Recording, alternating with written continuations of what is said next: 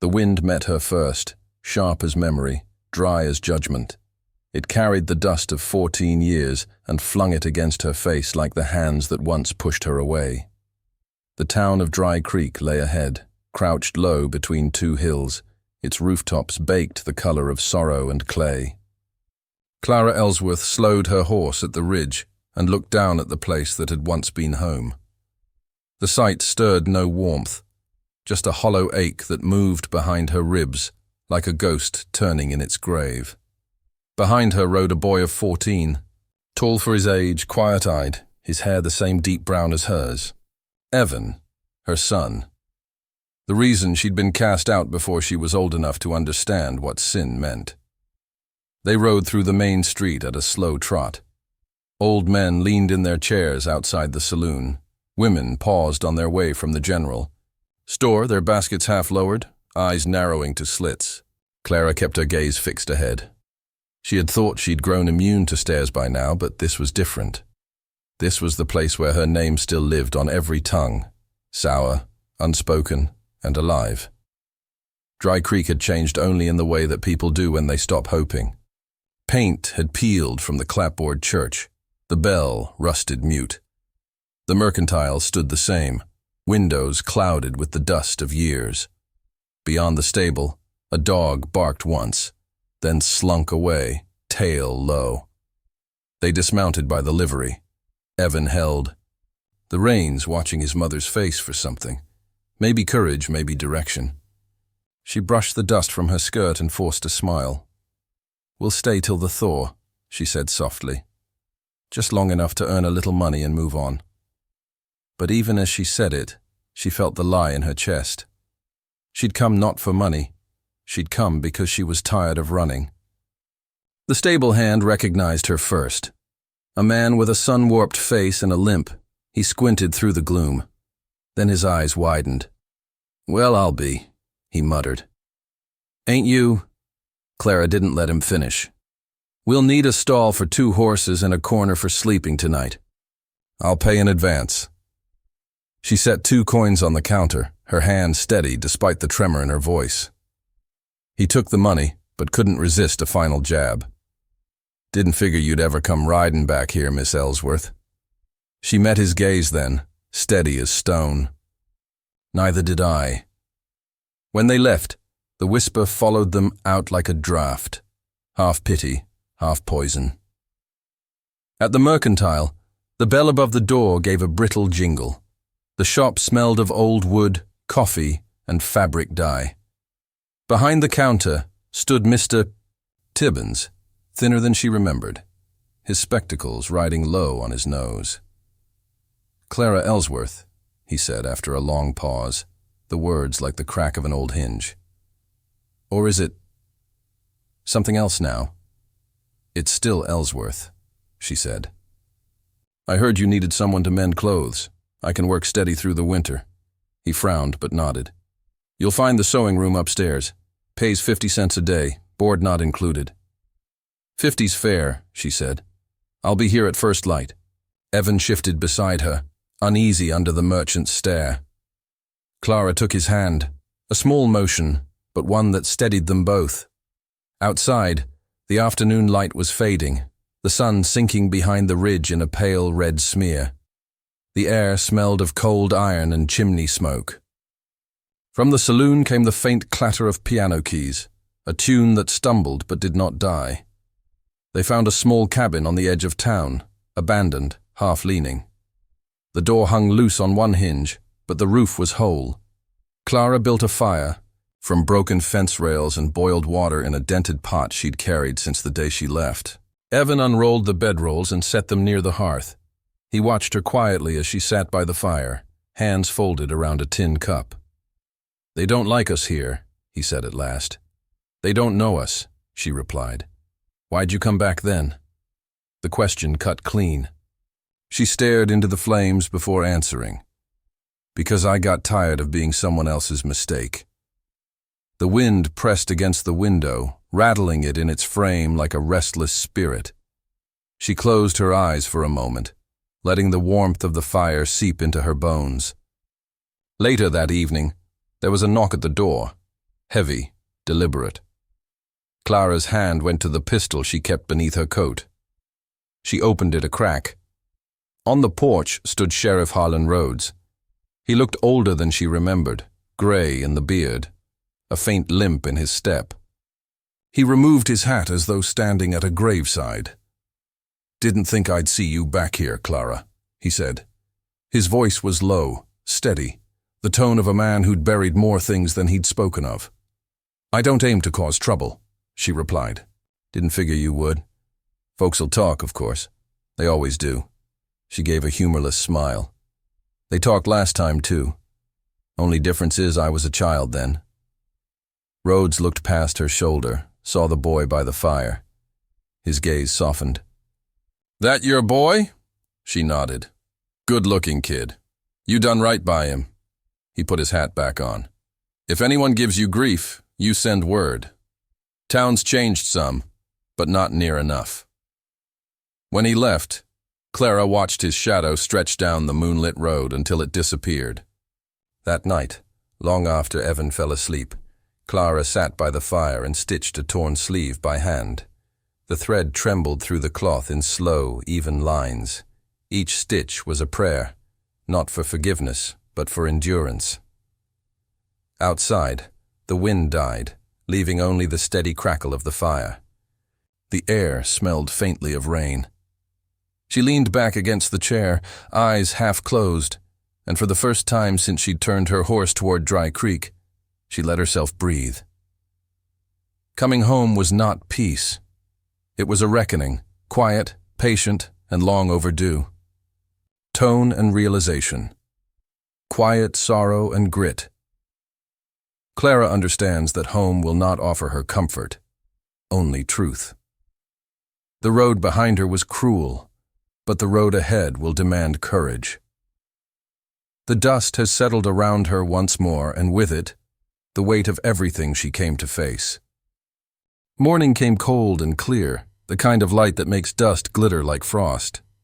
Clara walked to the mercantile early, shawl drawn tight around her shoulders, her hands still raw from sewing. The streets were waking, men rolling barrels, women sweeping stoops, but conversation dipped when she passed. A silence that wasn't empty but listening. The town remembered. By noon, the whispers had grown legs. "She's back. The Ellsworth girl. The one that ran off with that ranch hand." Clara kept her head low, measuring cloth and threading needles, her breath steady but shallow. Each stitch she made felt like she was mending not fabric, but time. And some tears don't close clean. When she looked out the window, she could see the church on the hill. Its white paint had peeled, leaving gray bones beneath. She could almost hear the bell tolling that night, the sound that had followed her into exile. It had been the end of summer when they cast her out. The air still smelled of hay and apples. Her father had stood in the doorway, a shotgun resting against his knee, his eyes hollow with fury. Her mother had wept until her hands trembled. The preacher stood by, silent as stone, while neighbors gathered in the yard like crows waiting for the carcass to fall. She'd begged. Not for forgiveness, but for understanding. "You'll not shame this house another day," her father had said. "Take what's yours and go." What was hers then? Just the clothes on her back, the child inside her, and a heart too young to understand the price of pride. She had ridden away that night beneath a swollen red moon, its color like blood in water. The sound of the church bell followed her into the dark, each toll a nail in the coffin of the girl she'd been. Now, 14 years later, the same bell hung rusted, and the town that cast her out hadn't changed. Only she had.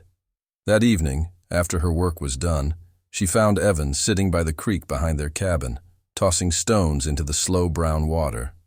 "Ma," he said without turning, "were we ever rich?" She smiled faintly.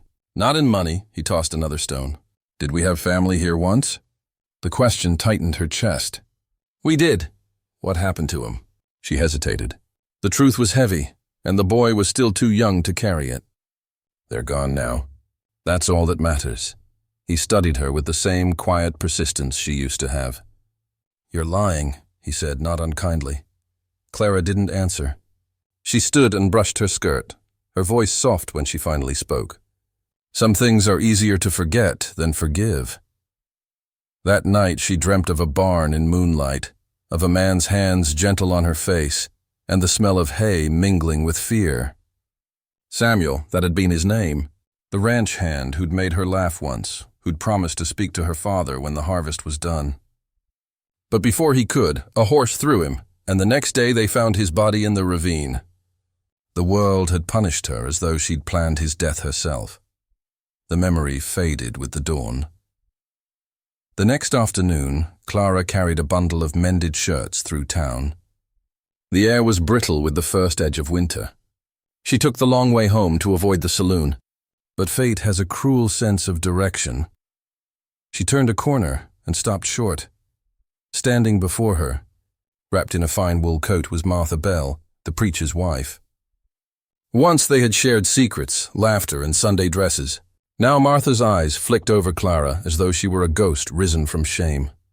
"Clara Ellsworth," Martha said, the name tasting foreign in her mouth. "Martha," Clara answered quietly, "I heard you were back." "I prayed it wasn't true." Clara tilted her chin slightly. "Then I suppose your prayers went unanswered." Martha's face hardened. "You shouldn't have come. The town's finally at peace." "Peace?" Clara's voice was calm but sharp as a blade under cloth. "You mean silence." They stood there, two women bound by old memory, one by guilt, the other by loss. Martha shifted first, adjusting her gloves, though her hands didn't need it. "I'll pray for you," she murmured. "Don't," Clara said. "You already did once." "Look how that turned out." Martha flinched as if struck, then turned and hurried away. The bundle of shirts slipped from Clara's arms into the dust. She stood for a long time, the world around her blurring, just wind and grit, and the faint toll of a bell that wasn't ringing. When she returned home that night, she set a single candle on the table and pulled out the wooden box she'd kept hidden beneath her bedroll. Inside were three things: a silver locket with a faded photograph, a child's booty she'd sewn from scraps, and a folded letter sealed in wax. She hadn't opened it in 14 years. It was the last thing her mother had given her, slipped into her palm the night she rode away. For years Clara had imagined it said words of love, apology, regret, but the truth no longer mattered. Her hands trembled as she lit the letter's edge with the candle flame. The paper curled, darkened, then caught. Smoke rose in slow spirals, soft as breath. She dropped the burning sheet into the iron basin and watched the words turn to ash. Outside, the wind moaned through the cracks, whispering like voices from a time she no longer wished to remember. When the last ember died, Clara sat in silence. She could feel something shifting deep within her, not peace but clarity. The past was no longer a wound. It was a scar, closed but visible, and though the town still looked at her with the same cold judgment, she began to sense a different fire building beneath her calm, the first faint stirrings of anger at what had been stolen from her. That night, as she lay awake beside the dying coals, she whispered into the dark, "I was a child. You had no right." The words fell heavy but freeing. Outside, snow began to fall, light, silent and endless, covering Dry Creek in a thin white veil, as though heaven itself was trying to hide the town's shame. Tone and realization, melancholy and memory. Clara accepts that time hasn't erased disgrace. It has only buried it. The townspeople's silence mirrors her own repression, but something in her begins to awaken. Not vengeance, but the courage to stop apologizing for surviving. The wind came down from the high country like a living thing, sharp, howling, full of old fury. It tore through the valley, bending the pines until they groaned, driving dust and sleet before it. By dusk, snow was falling in heavy, sideways sheets that erased the horizon and smothered the town beneath a curtain of white. Clara had sealed the shutters early, but the cold still found its way through the cracks. The cabin creaked as if the wind were prying at its bones. Evan sat by the hearth, reading a tattered almanac by the dim orange glow of the fire. Clara mended a torn sleeve, her needle flashing in rhythm with the storm's breath. Then came the knock. 3 heavy blows that rattled the door. Evan startled, eyes wide. Clara rose, setting her needle aside. She lifted the rifle from the wall and eased the latch open. Sheriff Harlan Rhodes stood on the porch, his hat and coat crusted white with snow. His breath steamed in the cold air. Behind him the storm howled like wolves. "Evening, Clara," he said. "Sorry to come at such an hour. What's wrong?" she asked, her voice low. "Found a man half frozen by the creek. Can't move him alone. My deputy's down sick. Thought you might lend a hand." Clara hesitated for only a heartbeat before nodding. "Bring him in." Together they carried the stranger through the door and laid him by the fire. He was tall, broad-shouldered beneath a torn hide coat, his skin darkened by sun and wind. A streak of dried blood ran from his shoulder to his wrist. His hair was long, black as raven feathers, braided with leather. When Clara cut away the coat, she saw the wound, a bullet graze, high and ugly. Rimmed with frost. "He's Apache," Evan whispered.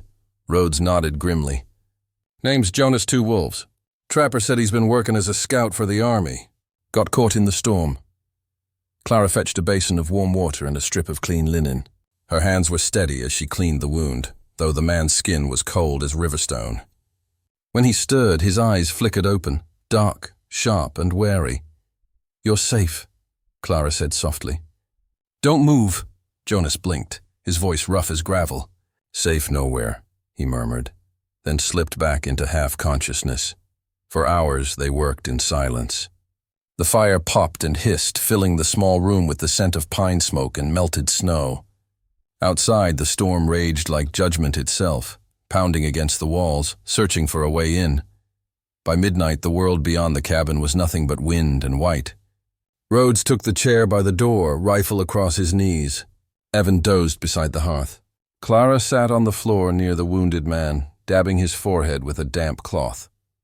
The silence between them was not uncomfortable. It was the kind born of necessity, of people who have outlasted enough storms to respect the quiet between them. When Jonas finally woke again, he spoke with difficulty. "You helped me," he said. Clara nodded. "You'd have frozen otherwise." His eyes searched hers. "Why?" "Because it's what people should do," she said simply. He studied her a long time, then looked toward the window, where snow pressed against the glass like white cloth over a coffin. "Not everyone believes that." Rhodes stirred in his chair but said nothing. For 2 days the storm held them captive. They rationed coffee, split wood from the pile behind the stove, and listened to the wind's endless sermon. Evan was drawn to the stranger, asking about tracks, rifles, and the desert lands he'd seen. Jonas answered little, but his words carried the weight of someone who had walked farther than most could dream. "You ever get scared?" Evan asked one evening. Jonas looked at him with quiet amusement. "Fear keeps a man alive. Forget that, and you die." Clara watched them from the table, a faint smile tugging at her lips. For the first time in years, she felt the presence of something steady in the room. Not comfort exactly, but purpose. 3 lives sharing one fire, surviving one storm. On the 3rd morning, the wind eased. The world outside lay buried beneath drifts so deep the fences were gone. Clara stepped outside to fetch more wood. The air was sharp, so still it hummed. The snow glittered like crushed glass under the pale blue sky. When she returned, Jonas was sitting up, his arm bound neatly in clean cloth. Rhodes stood by the fire, sipping the last of the coffee. "I'll be moving on," Jonas said. "You're not fit for travel yet," Clara warned. He gave a small nod of thanks. "Storm's done its work. Won't last if I don't move," Evan frowned. "Where will you go?" "East," Jonas said. "Always east. The sun comes up there. Good place to start again." He reached into the pocket of his coat and pulled out a small carved token, a wooden feather bound with a strip of leather, and handed it to the boy. "Keep this, for luck." Evan turned it over in his hands, eyes wide. "Thank you." Jonas looked back at Clara. "You have strong hands," he said quietly. "Strong heart, too. A woman like that can heal more than wounds." The words struck her deeper than she expected. She opened her mouth to reply, but he was already pulling on his coat. Rhodes helped him to the door, The wind outside caught the snow and flung it into the air like ash. Jonas paused on the threshold and looked once more at Clara, then nodded. "One day," he said, "when you need it most, kindness will come back to you." Then he was gone, a dark figure fading into the blinding white. Rhodes lingered after, silent for a long moment. He set his hat on the table and stared at the dying fire. "He's right about you, you know," he said at last. "Took a kind of strength most folks don't have to open that door tonight." Clara smiled faintly, though her eyes were distant. "Maybe. Or maybe I just know what it's like to be left outside in the cold." He nodded slowly. "I reckon that's the same thing."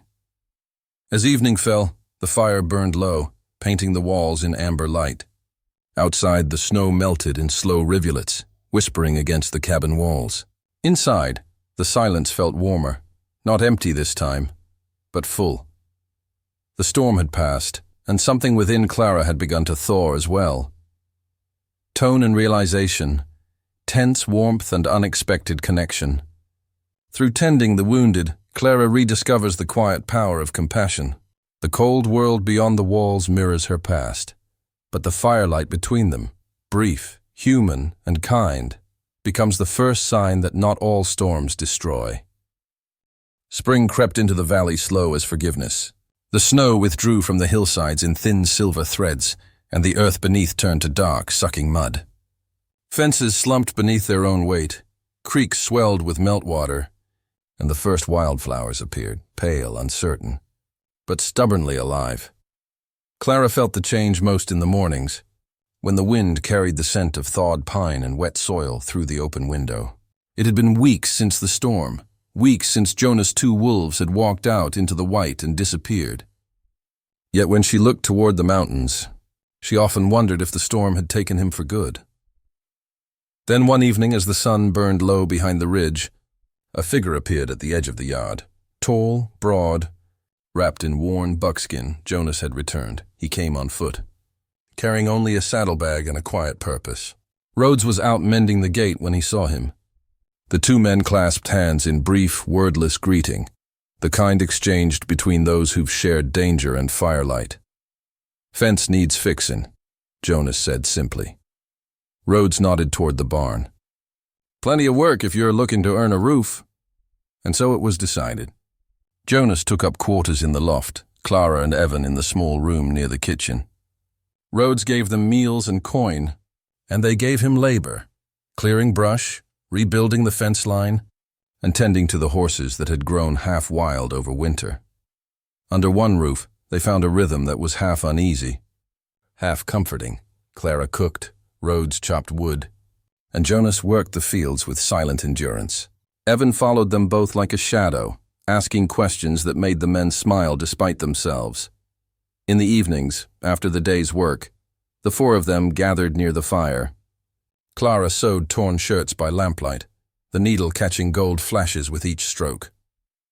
Rhodes sat by the hearth, sharpening tools or mending tack, while Jonas smoked his pipe in silence, eyes half closed, listening to the fire's soft sigh. It wasn't family, not exactly, but it was something close enough to make her heart ache. By late March, the valley's roads had turned to rivers of mud. The townsfolk, starved for gossip after a long winter, found new whispers to feed on.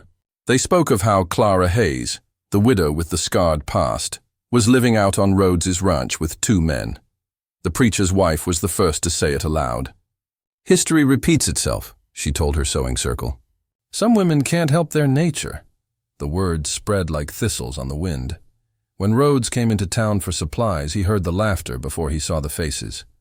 Men tipped their hats too low, women turned away too slow. At the general store, old Mr. Crandall muttered, "You're shelterin' trouble, Sheriff." Rhodes's jaw tightened. "Ain't Sheriff no more," he said, setting his badge on the counter. "Guess that fixes it." He walked out without another word. That night, Clara found him outside the barn, sitting on an overturned bucket, a bottle untouched beside his boots. "You quit?" she asked quietly. He shook his head. "Didn't quit. Got asked to step down. Said a lawman ought to keep his reputation clean." Clara's hands trembled. "Because of me." He met her eyes, steady as ever. Because this town don't know decency when it sees it. Don't you carry that weight? She wanted to believe him, but guilt curled through her like smoke. She had meant to bring peace, not ruin. The nights grew warmer, the days longer. Jonas rebuilt the east fence, driving each post deep into the soft earth. Evan fetched nails, Rhodes carried boards, and Clara boiled coffee that smelled of strength. Sometimes, in the quiet between chores, she would catch Rhodes watching her, not with hunger or pity, but something gentler. Gratitude, maybe. Understanding. One evening, as the sun fell behind the cottonwoods, she asked softly, "Do you ever miss it?" "The badge?" He smiled faintly. "Some nights. Then I remember what I've got instead. Peace, mostly. That, and company worth keeping." She looked down, hiding her smile. The light caught in her hair, turning the strands to copper. Trouble came near the end of April, carried in on the smell of whiskey and rain. 3 ranch hands from town rode up late one evening. Drunk and loud, their laughter carrying across the yard. They reined in by the fence, calling out Clara's name in the mockery of greeting. "Didn't figure the sheriff's ranch was run by a woman now," one of them jeered. "Heard she keeps her men close, real close." Rhodes stepped out first, calm but ready. "You boys are trespassing." "Turn your horses around," another laughed. "Didn't mean no harm, just paying our respects to the lady." Before Rhodes could reply, Jonas appeared from the shadows, silent as smoke. He didn't speak. He didn't have to.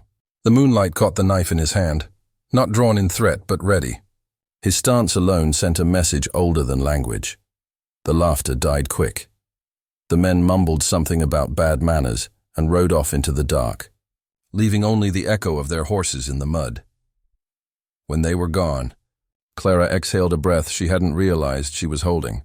Rhodes looked at Jonas, gave a nod of thanks. Jonas only said, "Storm's not over, just quieter." That night, Clara couldn't sleep. She sat by the window with her sewing, listening to the wind moving through the grass. The lamplight pooled gold over her hands. Across the room, Rhodes sat in the rocking chair, sharpening a chisel with slow, steady strokes. Evan slept on the cot, his breathing soft and even. Jonas's shadow moved past the window once, making his rounds. The rhythm of the blade against the whetstone matched the hum of her thread. 2 steady sounds in a fragile piece. After a long silence, Rhodes spoke. "Town'll keep talking. Nothing we can do about that," Clara nodded. "Let 'em! I've run from worse things than words," he smiled quietly. "Didn't think I'd ever see the day you stopped running." She looked toward the fire, its glow dancing in her eyes. "Maybe it's not about running anymore. Maybe it's about staying where I belong." Rhodes didn't answer, but his gaze softened, a kind of wordless promise. Outside, the crickets began to sing. For the first time in years, Clara felt safe beneath a roof not her own. Between a man who had lost his name, a warrior who guarded his silence, and a boy who still believed in good, she had found something close to family.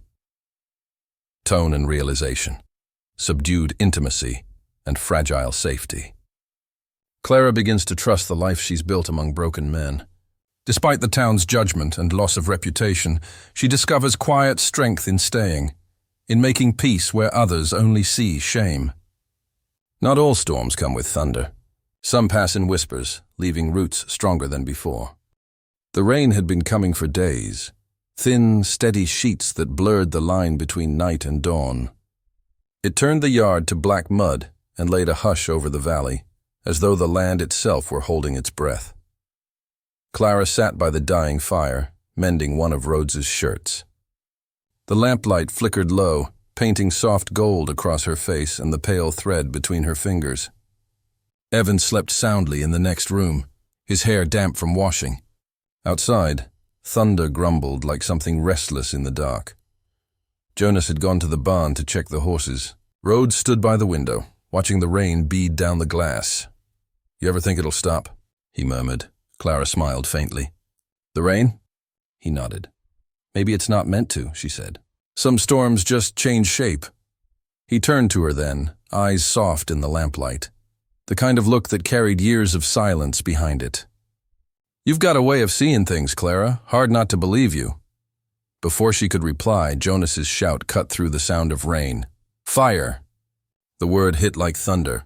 Rhodes was through the door before the chair hit the floor. Clara ran after him, grabbing Evan from his bed as she went. Through the rain-streaked window she saw it. The barn, a pillar of orange flame clawing at the sky.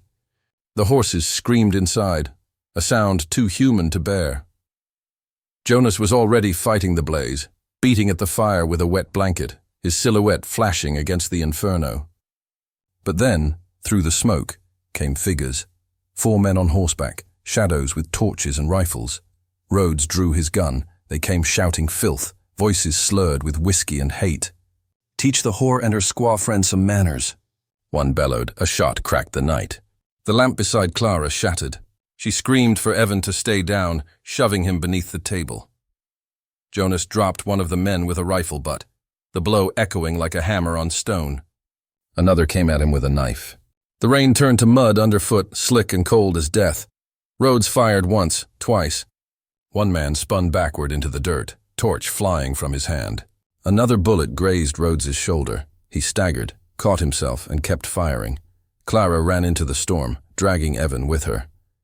The barn was collapsing, a roaring wall of heat and smoke. She grabbed the horse gate, trying to free the terrified animals, but the iron burned her palms. The smell of singed hair filled the air. Her shawl caught flame. Jonas tore it off her shoulders, his hands blistering from the heat. Together they pulled the gate wide. The horses bolted through the rain, ghost-like in the smoke. Then another gunshot, closer this time. Clara turned just in time to see Rhodes fall to his knees. Blood darkened his shirt, a crimson bloom in the rain. "Rhodes!" she screamed. Jonas spun, knife in hand, moving with the surety of instinct. One of the ranchers, the youngest, barely more than a boy, was raising his rifle again. Jonas lunged before he could fire. The 2 men crashed into the mud. The knife flashed once, quick and final. The boy fell still. For a moment, the only sound was rain on flame, flame on rain. Then the roof of the barn gave way with a sound like thunder. Fire devoured the hay, the beams, the air itself. Clara grabbed Evan's arm and dragged him back toward the cabin. The sky glowed red behind them, the kind of light that stains memory forever. She pushed Evan inside, coughing from the smoke. "Stay with him," she told him, pointing to Rhodes, who lay slumped against the wall, breath ragged. "Press here, hard," Evan obeyed, his small hands trembling as he pressed the wound. Clara turned back once more. Jonas stood in the yard, rain running down his face, the flames painting him in bronze and shadow. He looked at her, and for the first time since she'd met him, his eyes held something fragile. Sorrow. When the fire finally died, dawn was breaking. The barn was gone, nothing left but wet ash and the twisted black bones of what once stood. Smoke hung low, smelling of iron and loss. Rhodes still breathed, but barely. Clara sat beside him, holding his hand while Jonas bound the wound tight. "You'll live," Jonas said quietly, his voice hoarse. Rhodes managed a weak smile. "That so?" "Wouldn't say it otherwise." Clara's throat burned. She brushed the rain from his brow. "You shouldn't have—" "Don't," he whispered. "Did what needed doing." She wanted to tell him everything then, all the words she had swallowed for years. But the morning came before courage could. By the time the sun rose clear, the riders were gone. One lay dead in the mud, his torch still clutched in his hand. Jonas stood beside the body, silent. Clara looked and felt her stomach twist. She recognized him. The boy was Thomas Bell, the mayor's son, and the brother of Martha, the friend she once loved like a sister. Rhodes's badge lay nearby, half buried in the mud. Jonas picked it up, turned it in his palm, and placed it gently on Rhodes's chest. "Town'll come looking soon," Jonas said. Clara nodded. "Let them come." Her voice was quiet, but it carried. The fire behind her was still smoking, but something inside her had burned clean. When the lawmen from Dry Creek arrived later that morning, no one spoke a word of accusation. The sight of the burned barn and the blood in the mud said more than any trial could. The mayor's men took his son home in silence. The rain came again before noon, washing away the last of the footprints. Clara stood on the porch with her son, her hand resting lightly on his shoulder. Rhodes slept inside, pale but breathing. Jonas leaned against the rail, watching the horizon. The valley smelled of smoke and wet earth, ruin and rebirth. For the first time, Clara felt no fear of what tomorrow might bring. Tone and realization, violent redemption and grief. Clara learns that silence only feeds cruelty, that to protect what's good, sometimes one must stand within the fire. Out of destruction comes the fragile, undeniable truth. Love and decency can survive even through ruin. Weeks passed, and the valley softened under the hand of spring. The snow that had once buried the hills melted into quiet streams, running clear through the pasture where ashes still darkened the soil. Green returned, slow, deliberate, like forgiveness itself. Dry Creek stirred back to life. Wagons clattered down its main street, the blacksmith's hammer rang once more, and the saloon piano played on Saturday nights. But something in the town had changed, a hush that no gossip dared disturb. Folks spoke lower now when they passed the old sheriff's ranch. The fire had burned more than wood. It had stripped the town bare of its excuses. The men who'd started it were dead or gone, and what remained was silence, the kind that makes people think before they judge. Rhodes healed slow. The bullet had passed through his shoulder clean enough, but the fever afterward nearly took him. Clara stayed by his side through it all, boiling water, changing bandages, pressing cool cloths against his skin when the nights burned too long. Evan fetched wood and read aloud from the old family Bible, his voice steady and soft. Jonas kept watch outside, mending the fences they'd left half-broken in the storm. The world shrank to the small cabin, to lamplight and whispering wind, to the creak of the rocking chair where Clara dozed when exhaustion took her. One night, when the fever finally broke, Rhodes woke to find her asleep beside his bed, her head resting against her folded arms. The lamplight caught the silver threads in her hair. "Clara," he murmured, his voice a rasp. She stirred, then smiled faintly when she saw him awake. "You're late for supper," she said, and the quiet laugh that followed was the softest sound he'd ever heard. He reached for her hand. Their fingers met, rough skin to rough skin, years of hardship bound in a single touch. "You saved me," he said. Her eyes lowered. "You'd have done the same, maybe," he whispered, "but I wouldn't have lived half so well." Neither spoke again for a long while. The rain tapped gentle against the roof, and somewhere beyond the fields, a nightbird called.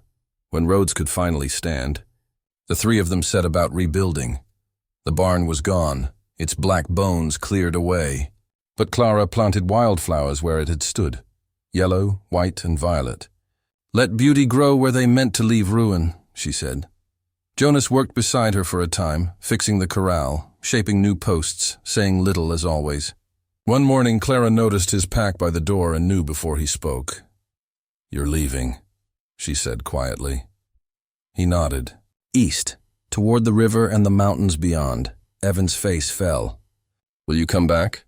Jonas crouched, resting a calloused hand on the boy's shoulder. "A man doesn't come back to where he's finished," he said.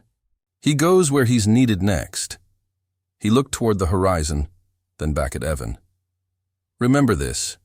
A man is not what they call him. Only what he stands for." Evan nodded, his jaw tight in that way young men try to hide sorrow.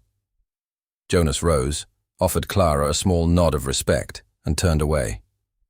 His figure grew smaller with each step until the mist took him. No farewell, just the sound of his boots fading into the earth. Rhodes watched him go from the porch, hat in hand.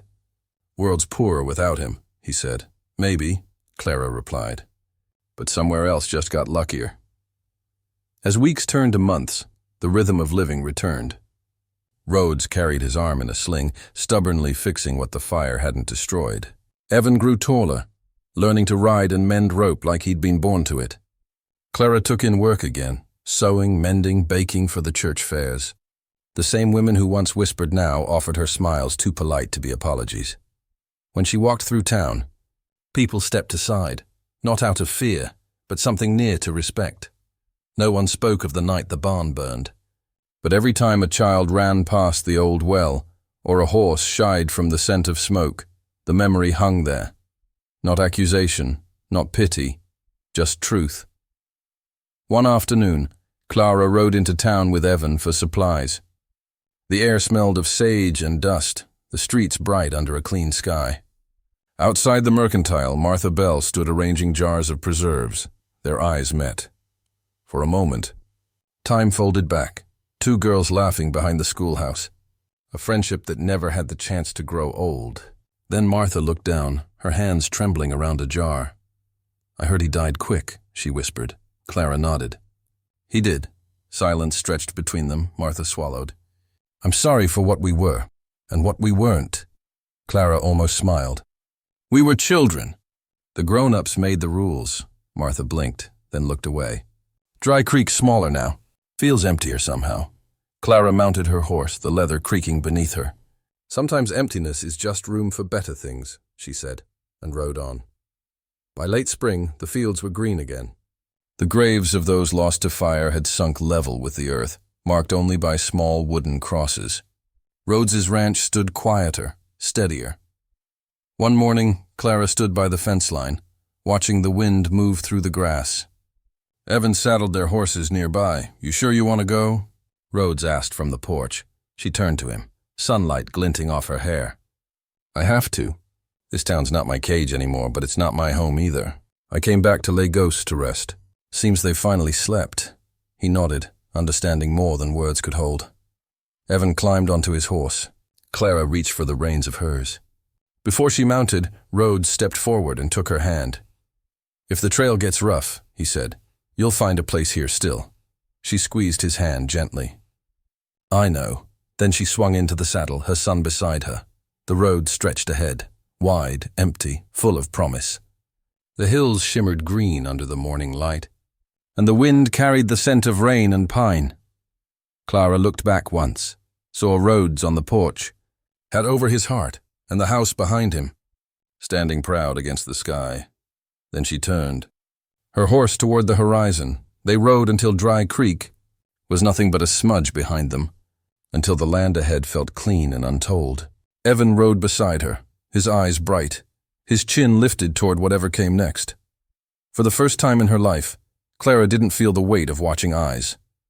No shame, no fear, just the sound of hooves and wind, and the quiet knowing that she had earned her place in the world. Tone and realization, quiet triumph and healing. Clara's story ends not with revenge, but with renewal. In surviving fire, loss, and judgment, she reclaims the dignity that was once stolen from her. The road ahead is open, not as escape, but as choice, and that at last is freedom.